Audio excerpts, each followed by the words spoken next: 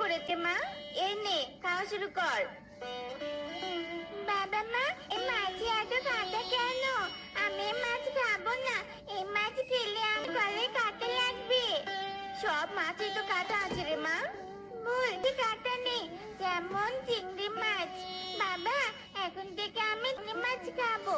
তুমি আজকে আমার জন্য বড় চিংড়ি কিনে আনবে।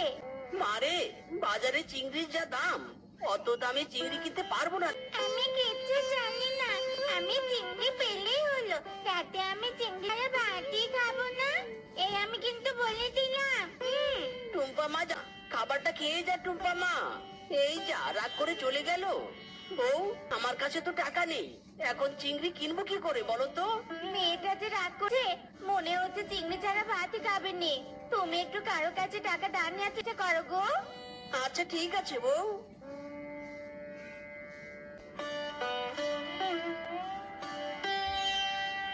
বউ, আমি চললাম, দেখি কারো কাছে টাকা ধার পাই কিনা।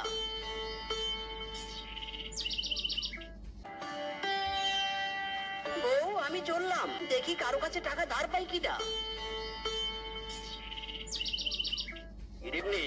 আজ কি মনে করে আমার বাড়িতে আসলি? মামা, অনেক বিপদে পড়ে এসে, আমাকে একটু সাহায্য করো। কি বিপদ আর কি সাহায্য চাই তোর? মা, আমার মেয়েটা চিংড়ি মাছ খাওয়ার জন্য খুবই বায়না ধরেছে, কিন্তু চিংড়ি কেনার মতো কোনো টাকা আমার কাছে নেই। দয়া করে কিছু টাকা ধার দাও তো। কি বলবো আপনি তোকে, তোর মামিও কয়েকদিন থেকে আমার কাছে চিংড়ি কিনতে চাচ্ছে, কিন্তু টাকার আমি কিনতে পারছি না। তার মানে তোমার কাছেও টাকা নেই? না রে ভাগ্নি, কোথাও দেখ গিয়ে। ঠিক আছে মামা। শালা গরিবের ঘরে গরিব এসেছে টাকা ধার চাইতে, চন্দব। বৌদি, আমাকে কিছু টাকা ধার দাও তো, ছোট মেয়েটার জন্য চিংড়ি কিনবো। কি যে বলিস মিচকে, টাকা চাওয়ার আর পশু পেলি না। মেকআপ কিনবি, টাকাটাই আমার কাছে নেই, তাহলে তোকে টাকা ধার দিব কি করে আমাকে বল? তুই বরং কাছে যা রে। ঠিক আছে বৌদি।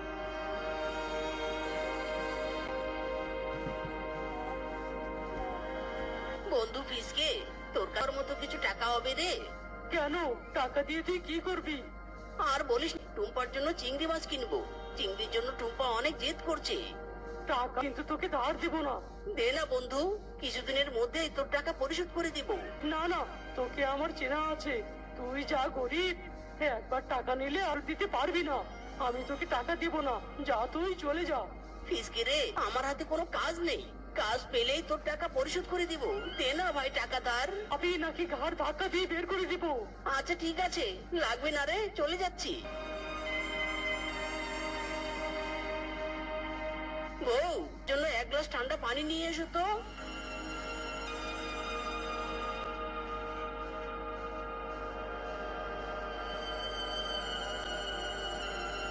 স্বামী, তোমাকে এমন দেখাচ্ছে কেন?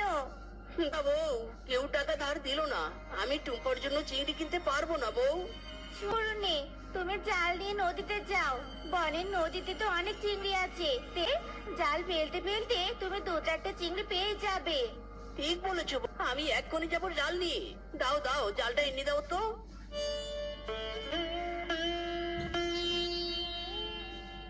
হে বিধাতা, যেন আমার মেয়েটার ইচ্ছে পূরণ করতে পারি।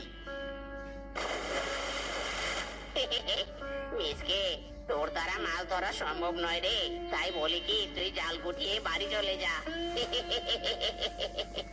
না রে বল্টু, তো আমি ধরবই ধরবো। বেশ, দেখা যাবে তুই কত মাছ ধরতে পারিস।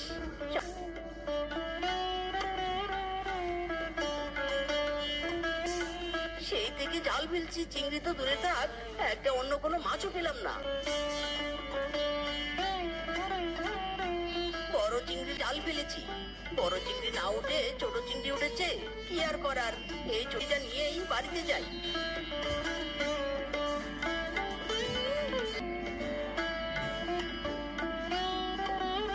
কিরে, মাছ পেয়েছিস? না রে, একটা মাছও পাইনি। এই জন্যই তোকে বলেছিলাম জাল গুটিয়ে বাড়ি যেতে। শুনলি না তো আমার কথা? এবার বুঝলি তো মাছ ধরা তোর দ্বারা সম্ভব না। যা যা, বাড়িতে যা। স্বামী, মাছ পেয়েছো? পেয়েছি যাচ্ছি বউ, এই দেখো ছোট একটা চিংড়ি। এত ছোট চিংড়ি দিয়ে কি হবে? এটা বরং আমাদের পুকুরে।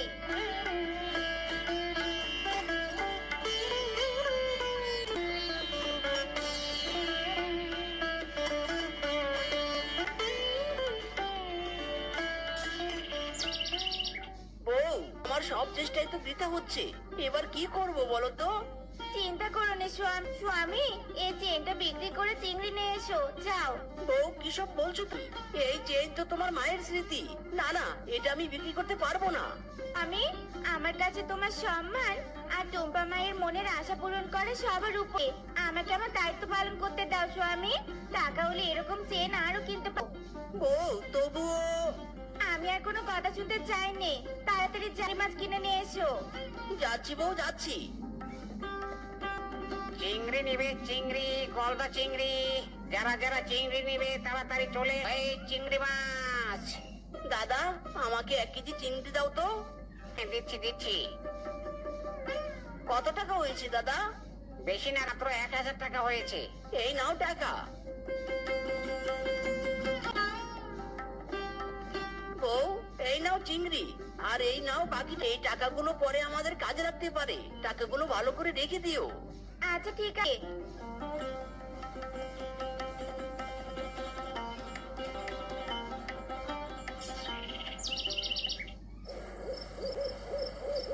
দারুণ সুস্বাদু খেতে চিংড়ি মাছ, খুব মজা লাগছে মজা লাগছে।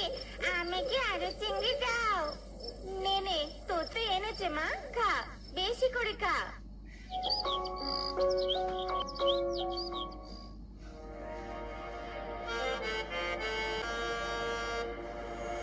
আমি কি দেখছি? এটা তো সেদিনের সেই চিংড়িটা মনে হচ্ছে। এ তো অনেক বড় হয়ে গেছে, কিন্তু এটা আছে কেন? দেখি তো ধরে।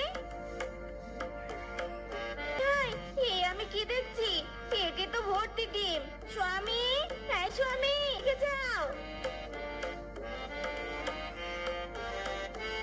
কি হয়েছে বউ, এভাবে ডাকছো কেন? কি হয়নি তাই বলো। এই দেখো, সেদিনের ছেড়ে দেওয়া চিংড়িটার পেটে কত ডিম হয়েছে। ইরি মাইরি, তো বউ, একে পুকুরে ছেড়ে দাও, ছেড়ে দাও। দেখবে কিছুদিনের মধ্যে এ অনেকগুলো বাচ্চা দিয়েছে। এর বাচ্চা পালন করে আমরা বাজারে বিক্রি করব আর ধনী যাব। একেই বলে যদি থাকে নসিবে ঘুরে ফিরে আসিবে। বিধাতা এতদিন পর আমাদের দিকে মুখ তুলে তাকিয়েছে গো। চিংড়ি, তুই আমার লক্ষ্মী, যা তুই পুকুরে যা। বউ, চিংড়ির জন্য খাবার আনতে হবে, আমাকে কিছু টাকা দাও তো। ঠিক বলেছো, এসো টাকা দিচ্ছি। আজ মন চেয়েছে আমি হারিয়ে যাব, হারিয়ে যাব আমি তোমার সাথে। লা লা লা লা লা, হারিয়ে যাব, হারিয়ে যাব আমি তোমাকে। বাবা, ও বাবা, খাবারের বাটিটা আমাকে দাও, আজকে আমি চিংড়িতে খাবার দেব। ওরে আমার বুড়ি মারে, নে নে খাবার দে। স্বামী, পুকুরটা জাল ফেলে দেখো তো চিংড়িগুলো বড় হয়েছে কিনা। ঠিক বলেছো বউ, আমি জাল ফেলে দেখছি।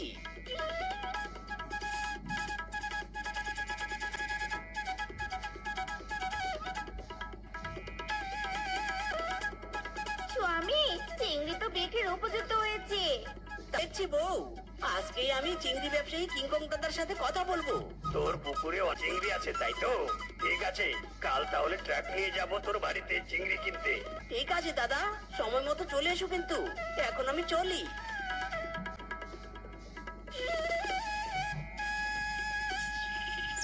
ড্রাম ভর্তি করা শেষ, যাই ড্রামগুলো ট্রাকে তুলি। চিংড়ি ভর্তি এই রেখে দাও দাদা, এই ড্রামের চিংড়িগুলো আমার লাগবে।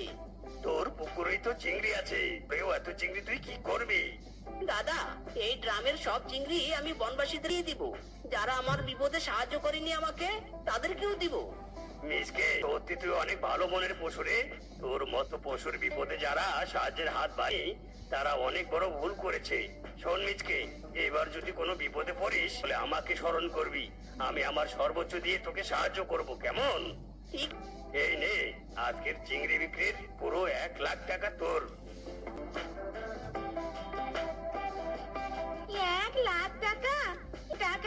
সাথে কখনো দেখিনি।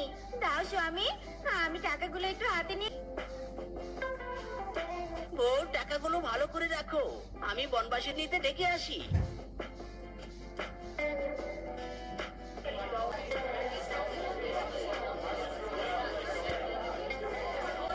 দাঁড়াও সবাই দাঁড়াও, তোমাদের সাথে আমার কথা আছে। কি কথা রে ভাগ্নে, বল। তোমরা যদি সেদিন আমাকে টাকা ধার দিতে, তাহলে আজ আমি এই দিনটা দেখতে পেতাম না। মানে মানে কি বলছিস? মানেটা শোনো তাহলে।